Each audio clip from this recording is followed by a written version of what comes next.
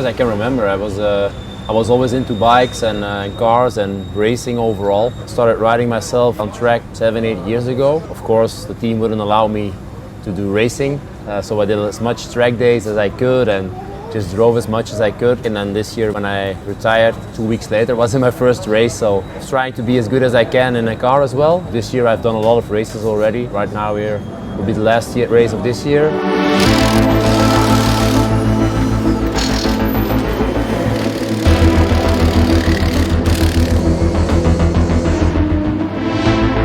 Endurance racing is something that you almost have to experience to really get it. The moment I stopped cycling as professional, I thought I would never have anything that would really thrill me as much as the bike did. I knew I was gonna like this or maybe love it, but I was really surprised the impact it had on my sporting life. I'm still trying to stay as fit as possible, and also mentally it's a completely different approach than a bike race, because a bike race is 95% physics and 5% in the mind probably when you're going fast, but this is like 95% mindset and 5% body. I think it's just the racing gene in your body.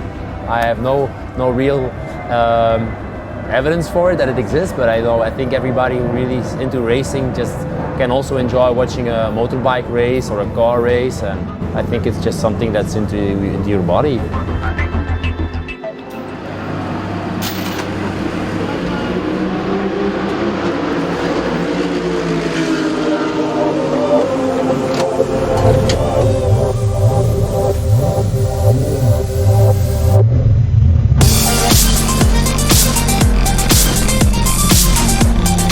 When I was going to start this year, I was going to ride as much cars as possible and as much different races as possible. So now I already think I did 6 cars already and 10 races already. So for me, this is a hobby. It's not like I'm going to be a professional rider that's going to be world championship driver in the WEC, for example. I want to get the maximum out of me as possible. I have no idea where it will be. I think the highest possible goal that I can set myself is 24 hours in Spa, maybe 24 hours in Le Mans, maybe in 5 years.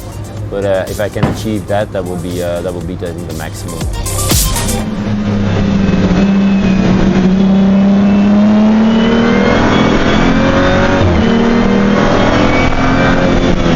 I hurt myself already a lot more on the bike than in the car. Yeah.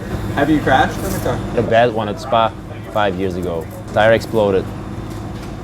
Fastest part of the track in Blanchimont, straight into the wall. Oh wow. And were you physically hurt from that, or? No, only in the wallet.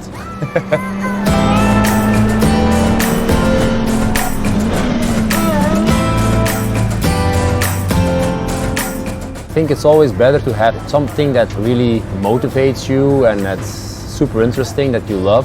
If you stop cycling, which is a pretty intense sport, mentally you enjoy it a lot, it's 85% of your life. If you then stop and you have nothing, I think that's really hard. I'm one of those guys that realizes you're able to learn something every day. And cycling, okay, you've reached a certain level, doesn't get any much bigger than that anymore. But then there's a lot of other things in the world where you're nothing and nobody.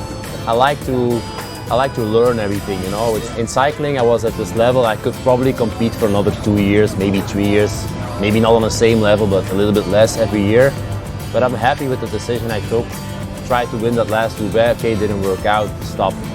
And then I do another sport now. I still cycle a lot, I run a lot, I fitness a lot. Right now in car racing, I'm just starting, so I can try to evolve and look and learn and see what other people do. And so, yeah, it's a different goal that I set myself to, and there's a lot of stuff that I still need to learn, but I'm getting there.